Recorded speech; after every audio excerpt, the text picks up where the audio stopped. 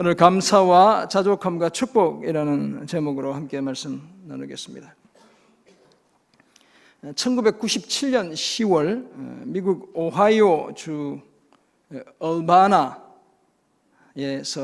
조종사도 없는 비행기가 스스로 하늘을 날아다니는 일이 벌어졌습니다.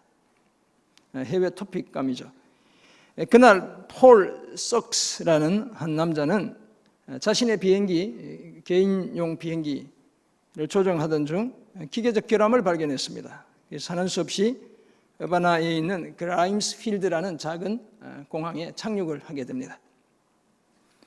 시동을 끄고 내려와서 비행기 프로펠러를 돌려보는 사이에 꺼뒀던 엔진에 시동이 걸리더니 비행기 스스로 활주로를 차고 하늘로 올라 비행을 시작하는 것이었습니다. 순식간에 벌어진 일이라 어떻게 해볼 도리가 없었습니다. 비행기는 공항 근처의 하늘을 4-5번 선회하더니 고도 11,000피트까지 올라갔습니다. 3,300m까지 올라갔고 1시간을 멀리 약 100마일 가까이를 비행하는 것이었습니다. 그러나 거기까지가 전부였죠. 당연히 연료가 바닥이 났고 비행기는 외곽에 있는 한 헛간에 추락하고 말았습니다. 인명피해는 아무도 살지 않는 지역이어서 전혀 없었습니다. 그런데 스스로 날아오른 비행기처럼 세상엔 하나님 없이도 마음껏 날 수 있다고 생각하는 사람들이 적지 않습니다. 어쩌면 잠시 그럴 수 있을지도 모릅니다. 잠시는 더 높이 올라갈 수도 있죠. 내 힘만으로 더 유명해질 수 있고 더 큰 일을 성취할 수도 있습니다. 그러나 그것은 아주 잠시일 뿐이죠.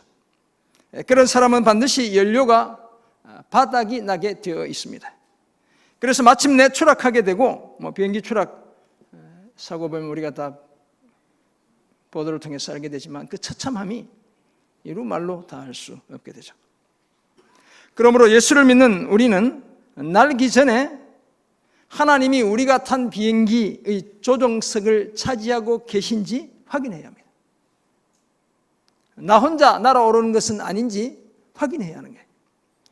비행 중에도 자주 점검해야 합니다. 내가 혹시 그 조종관을 차지하고 있지 않는지, 하나님이 여전히 그곳에 계신지 확인해야 하죠. 그래야 지속적으로 날 수 있고 안전하게 날 수 있습니다. 추락의 위험에서 벗어나 더 높이, 더 멀리, 더 멋지게 날 수 있죠. 오늘 보면 빌립보서 4장 10절에서 20절은 이런 원리를 우리에게 말씀해 줍니다. 우리가 영적으로 아름다운 비행을 할 수 있다면, 날 수 있다면 그것은 하나님께서 그렇게 하도록 능력을 주시기 때문이죠. 우리 스스로 할 수 있는 것이 결코 아닙니다. 나를 돕는 사람들에게 감사하고 오늘 내가 처한 형편에 자족하고 은혜를 끼친 분들에게 축복해 드리는 것도 다 하나님께서 하게 하셔야 가능한 일이죠.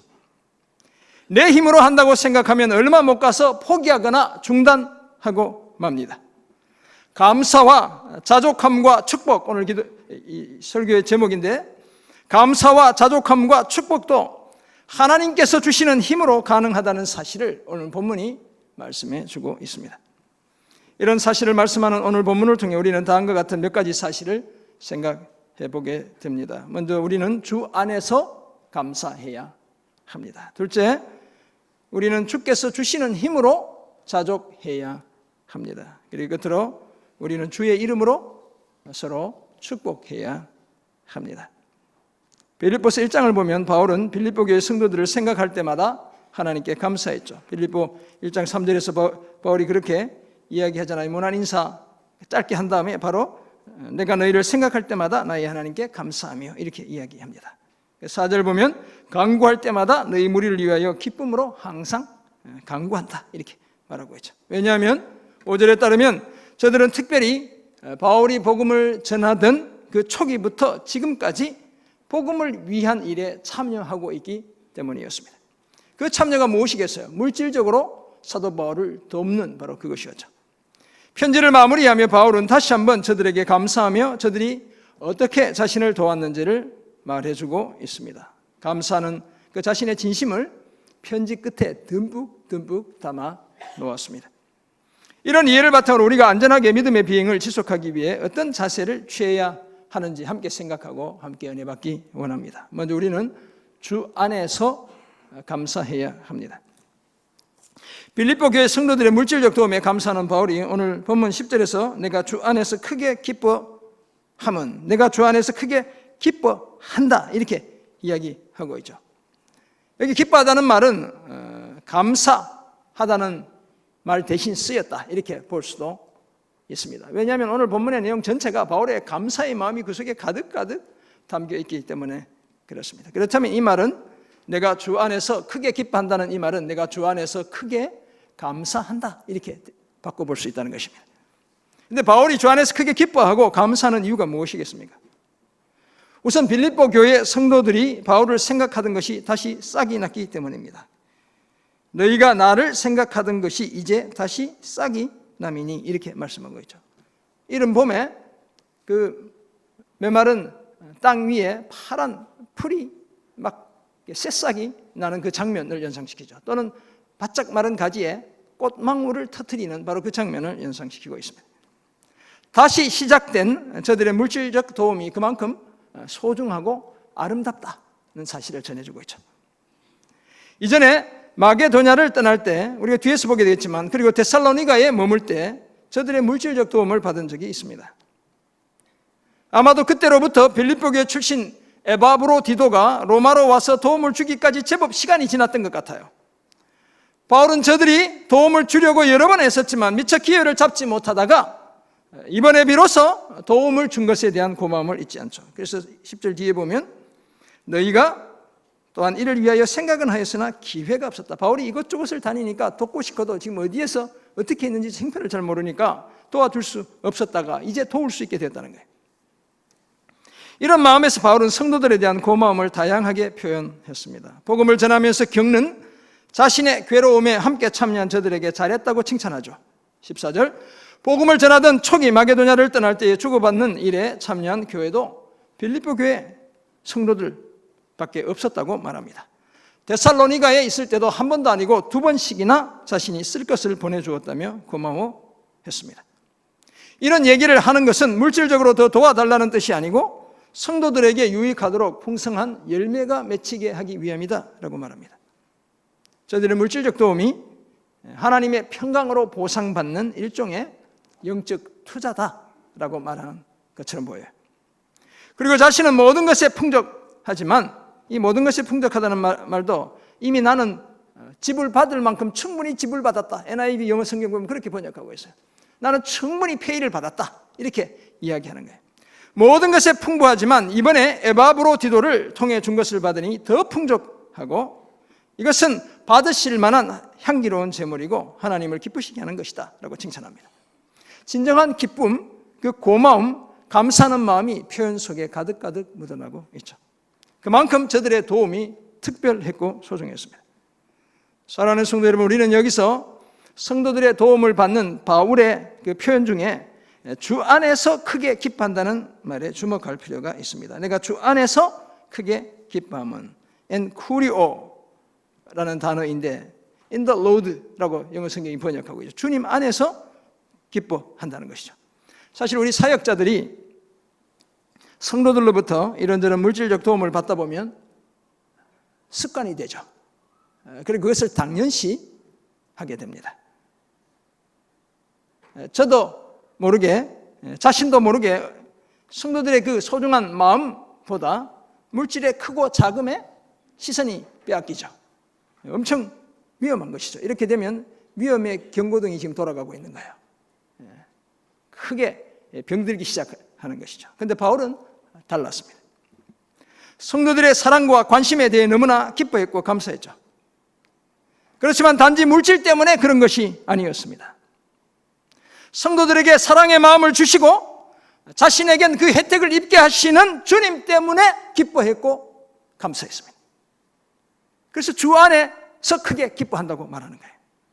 그리스도와 그리스도의 복음을 사랑하는 성도들이 자신과 함께 복음 사역에 동참하고 있다는 사실 때문에 크게 기뻐했고 감사했습니다.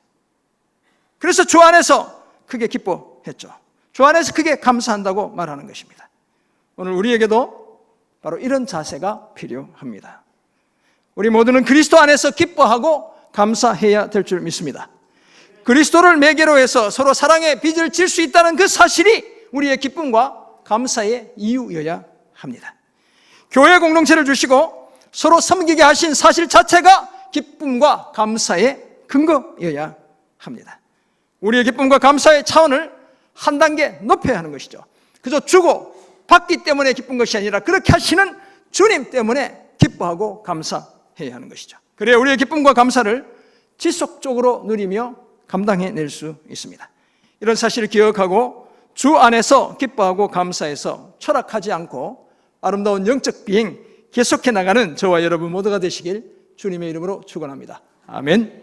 추락하지 않고 믿음의 비행을 안전하게 계속 이어가기 위해 둘째로 주께서 주시는 힘으로 자족해야 합니다.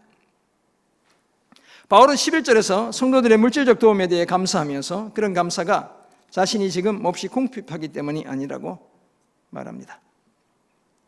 내가 궁핍함으로 말하는 것이 아니니라 어떤 형편에든지 나는 자족하기를 배웠노니 이렇게 말씀하고 있죠.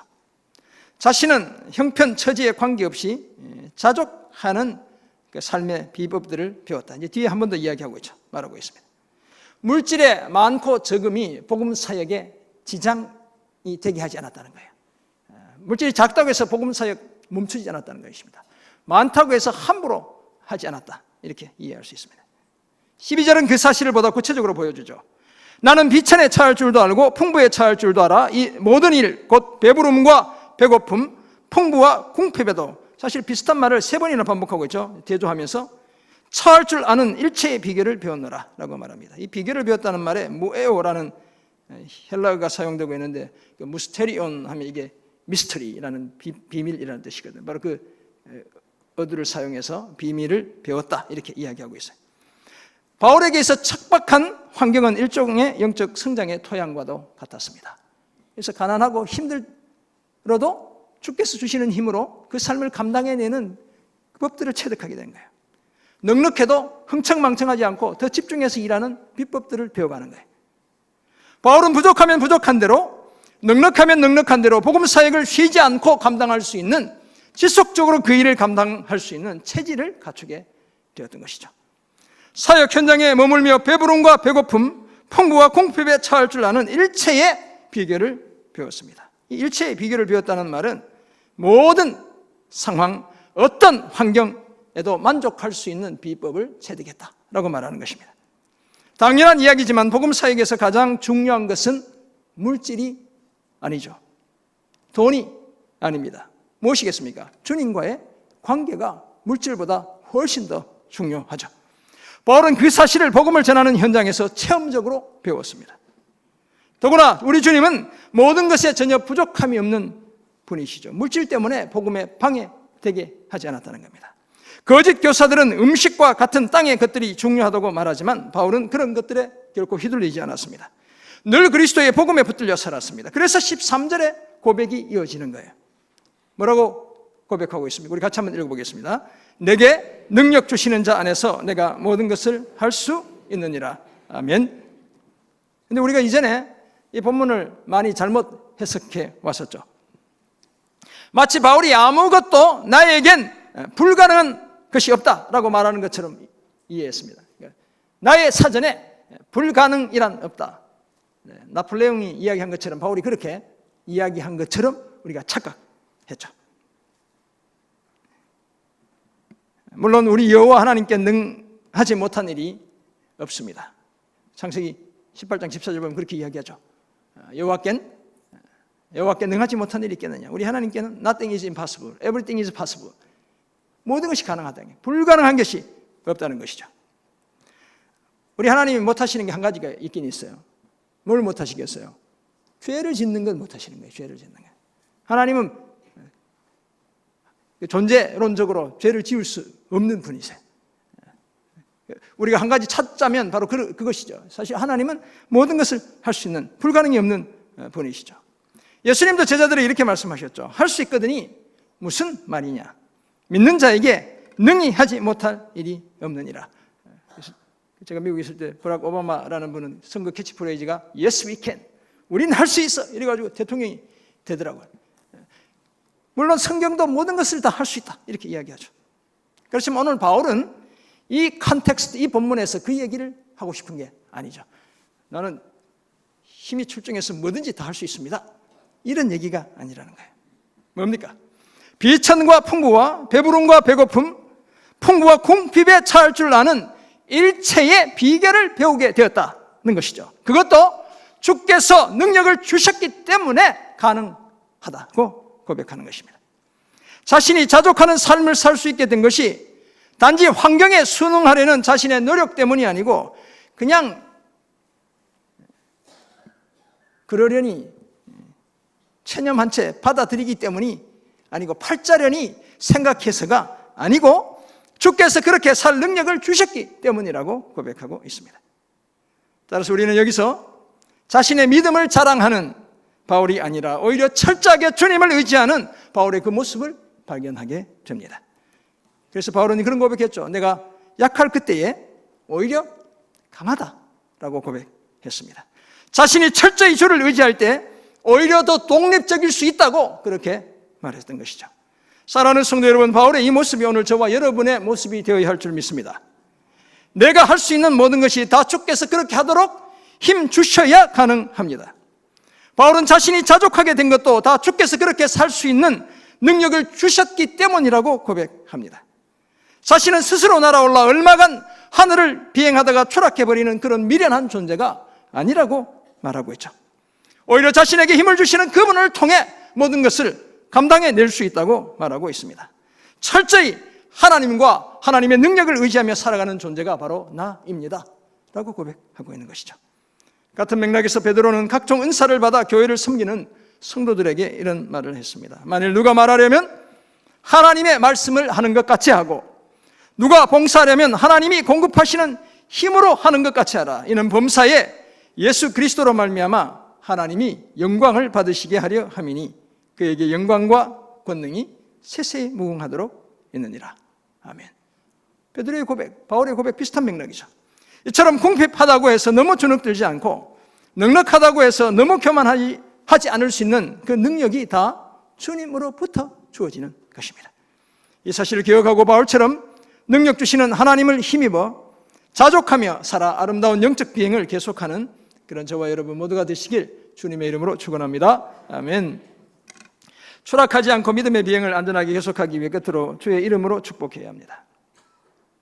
바울은 오늘 본문을 통해 빌립보 교회 성도들에 대한 그 고마운 마음을 아주 자세히 전하고 있습니다. 절절히 그 마음이 이 오늘 본문에 묻어나고 있어요. 정말 고맙고 감사했던 교회였죠. 복음을 전하는 그 수고로움에 기꺼이 참여했으므로 참 잘한 것이다 이렇게 칭찬하고 있어요. 14절 보면 그러나 너희가 내 괴로움에 함께 참여하였으니 잘하였다. 제가 제자반 사역반 이렇게 숙제 점검 크리틱해서 이렇게 드리면 수고하셨습니다. 이거는 뭐 잘하셨다는 거예요. 정말로 수고하셨습니다. 감동적입니다. 이렇게 하면 아주 잘했다는 것이. 오늘 바울이 참 잘했다. 네, 그렇다고 오해하지 마시고 아무튼 그렇다는 거예요. 너무너무 잘했다 이렇게 이야기하고 있죠. 마게도냐 지방을 떠날 때 교회들 중에 유일하게 물질적 도움을 준 것도 있지 않았습니다. 데살로니가에 있을 때 지금 바울이 도움받은 것 한 가지 이렇게 다 일일이 적고 있는 거예요. 안 잊어버리고 있죠. 데살로니가에 있을 때도 한 번도 아니고 2번씩이나 도움을 준 것, 그것에 대해 고마움을 표합니다. 그리고 자신이 이런 말을 하는 이유가 성도들이 혹시 오해할까 봐 선물 더 달라고, 돈 더 보내달라고, 먹을 거 더 달라고 그래서 하는 게 아니라고 이야기하는 거예요. 오히려 성도들에게 유익한 열매가 풍성하게 맺히게 하기 위함이라고 말하죠. 그리스도의 복음에서 비롯된 저들의 사랑과 섬김과 헌신의 열매가 더 풍성하도록 복을 빌고 있는 거예요. 거기에다 에바브로디도 편에 보내준 것은 하나님이 받으실 만한 향기로운 제물이고 하나님을 기쁘시게 하는 것이다 라고 말합니다. 저들의 물질적 도움이 단지 바울 개인의 필요를 채우는 것을 넘어 그리스도의 복음을 위한 것이기에 하나님께서 받으실 만한 향기로운 제물인 거예요. 하나님을 기쁘시게 해드리는 제물이 되는 것이죠. 이처럼 우리의 베품을 통해 하나님을 기쁘시게 해드릴 수 있다면 사실 이것보다 더 큰 보상이 없는 거예요. 그리고는 저들을 하나님의 이름으로 축복합니다. 나의 하나님이 그리스도 예수 안에서 영광 가운데 그 풍성한 대로 너희 모든 쓸 것을 채우시리라. 바울의 그 축복의 마음이 듬뿍 담겨있죠. 자신의 복음사에게 모든 필요를 하나님께서 채워주셨듯이 오늘 성도들의 필요도 그리스도 예수 안에서 그 영광 가운데 풍성한 대로 하나님이 다 채워주시기를 복빌고 있습니다. 하나님이 그런 분이심을 말하게 되자 바울은 자연스럽게 하나님 곧 믿는 자들의 아버지께 세세무궁하도록 영광을 돌리지 않을 수 없었죠. 20절 소위 독살러지라고 성령이라고 얘기하는 거예요. 하나님 곧 우리 아버지께 세세무궁하도록 영광을 돌릴지어다. 아멘. 바울이 지금 편지를 마치기 전에 물밀듯 감격에 밀려오는 거예요. 오늘 자신과 빌립보 교회 성도들이 이렇게 복음사에게 매진하고 있는 이유가 하나님께 영광을 돌리기 위함이라는 그 사실이 가슴 가득 밀려오고 있죠. 그래서 이런 내용을 편지에 담고 있는 것입니다. 사랑하는 성도 여러분, 우리가 살아오며 받은 사랑에 대해 우리도 할 수만 있다면 그러므로 조금씩 갚아야죠. 그 은혜, 받은 은혜 조금씩 갚을 줄 아는 사람들이 되어야죠. 그것이 인간의 도리를 다하는 올바른 그리고 아름다운 삶의 태도라고 할 수 있습니다. 형편되는 대로 우리의 고마운 마음을 자주 표현해야 합니다. 예수 믿는 우리는 특히 배은망덕하지 않아야 합니다. 그래야 우리 삶이 더 아름답고 더 풍성해지죠. 온갖 이 가을 단풍처럼 아름답게 채색되어서 가는 거예요. 그렇지만 우리가 이렇게 보답하는 것은 여러 가지 제약이 뒤따르게 되어 있습니다. 여전히 우리는 재정적으로 넉넉하지 않을 수 있죠. 받은 은혜 충분히 다 갚기에 아직도 부족한 삶을 살아갈 수도 있어요. 자주 찾아뵙기엔 거리가 너무 멀고 시간이 충분하지 않는 경우도 있죠. 저도 기도원 가서 제가 원주 치악산 옆에 있는 명성기도원에 갔는데 우리 시골 형수님이 혹시 연세 드셨으니까 금방 쓰러지면 어떡하나 한번 가보려고 이렇게 카카오 내비 켜봤더니 거기서도 2시간이 걸리더라고요. 그래서 왕복 4시간, 이건 시간이 너무 많이 소요된다. 그래서 제가 가서 뵙고는 싶었지만 포기하고 그냥 기도만 했죠.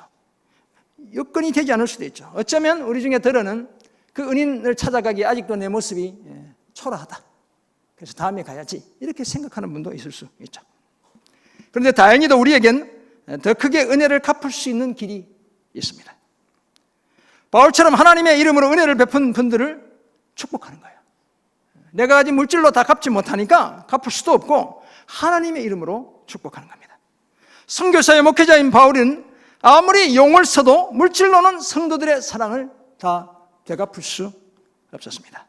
바울이 선교를 하다 말고 비트코인에 투자해서 막 일확천금을 벌지 않는 이상 갚을 수가 없는 거예요. 텐트 만들어가지고 얼마나 돈을 벌어 그 은혜의 빚을 갚을 수 있겠어요? 불가능하죠. 하지만 더 큰 복을 그들에게 안겨줄 수는 있었죠. 그것이 바로 하나님의 이름으로 저들을 축복하는 겁니다. 그래서 하나님의 풍성함이 저들의 삶의 필요를 다 채우도록 그렇게 복 빌었죠. 그러므로 은혜를 갚는 일도 오늘 내가 가진 것으로 가능하다고 생각하지 않아야 합니다. 내가 많이 있으면 갚을 거야 이렇게 착각하지 않아야 하는 거예요. 오직 주의 이름으로 축복해야 합니다.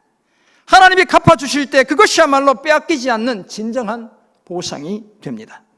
그래야 사랑과 은혜를 주고받는 우리 모두가 나의 영광이 아니라 하나님의 영광을 위한 삶을 살아낼 수 있습니다. 내 이름이 아니라 하나님의 이름을 드러낼 수 있습니다. 받은 은혜와 사랑을 기억하며 주의 이름으로 서로 축복하는, 그래서 늘 안전하게 하늘 높이 날아오르는 저와 여러분 모두가 되시길 주님의 이름으로 축원합니다. 아멘. 그렇다면 이런 사실을 알게 된 우리는 이제 어떻게 살아야 할까요?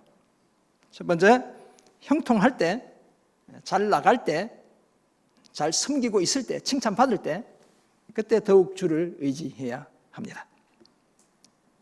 힘들고 어렵고 아플 때, 슬플 때, 물론 처음에는 막 주님이 나한테 어떻게 이럴 수가 있어, 다시는 기도하지 않을 거야, 예를 들면 이렇게 하다가도 결국 우리가 별 수가 없죠. 어떻게 해야 돼?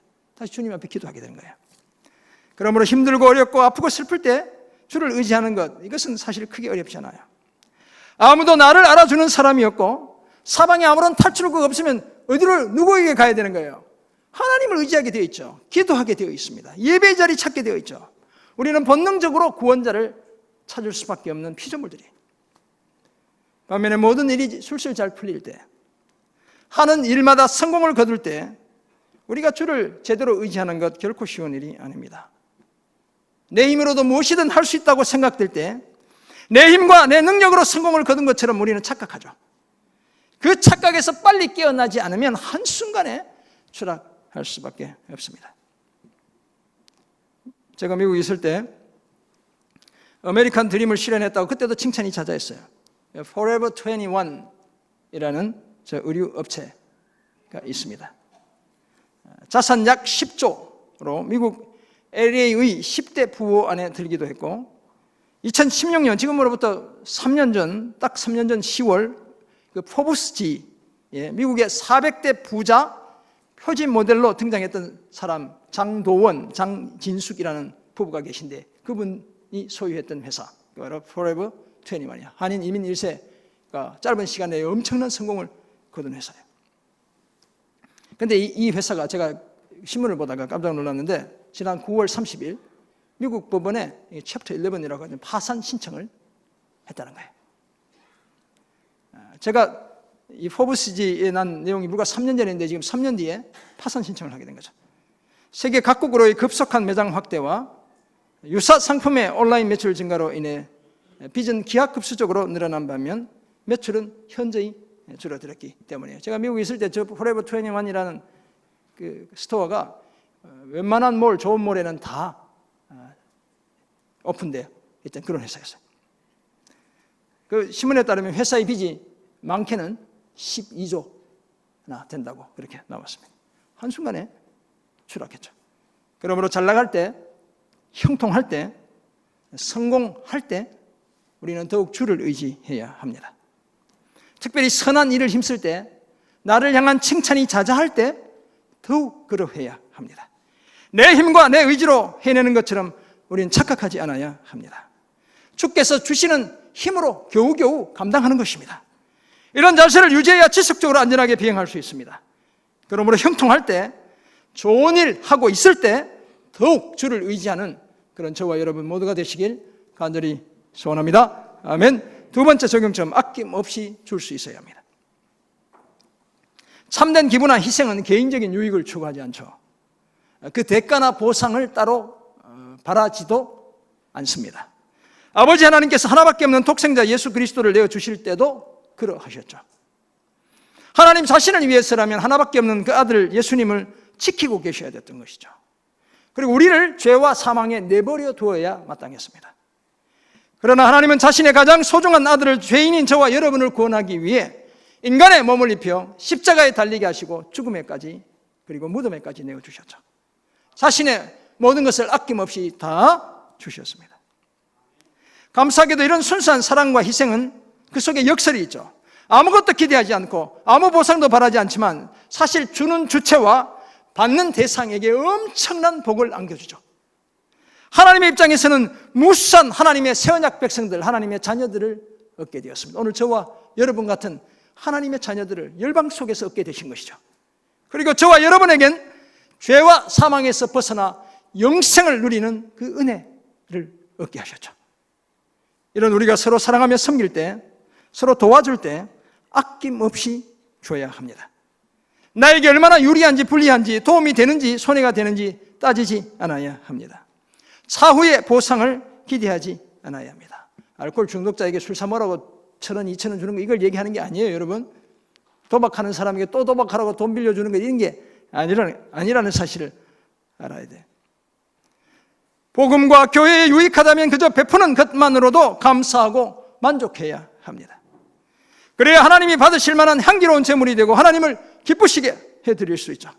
그래야 우리가 영원한 천국의 상급을 보상으로 받을 수 있게 됩니다. 이 사실을 기억하고 아낌없이 주는 연습 계속해 나가는 그런 저와 여러분 모두가 되시길 주님의 이름으로 부탁합니다. 아멘. 중국의 고사성어 중에 결초보은이라는 말이 있습니다. 맺을결 풀초 가풀보 은혜은이죠. 이 말의 유래는 이렇습니다. 중국 춘추시대 진나라의 위무자라는 사람이 큰 병이 들게 되었습니다. 위무자, 공자 이렇게 자자, 우리는 순자, 영자, 미자 이러면 여자 이름이지만 중국은 남자 아들 자자이기도 하고, 위무자라는 사람이, 이 사람이 큰 병이 들자 위무자의 아들이 위과라는 사람이거든요. 이 아들을 불러가지고 유언을 해요. 내가 죽으면 너의 작은 어머니 그 젊은 첩을 새로 시집가게 해주어라, 이렇게 유언을 했습니다. 그런데 위무자가 막상 숨이 넘어갈 지경에 이르자 마음이 신경이 변하게 되죠.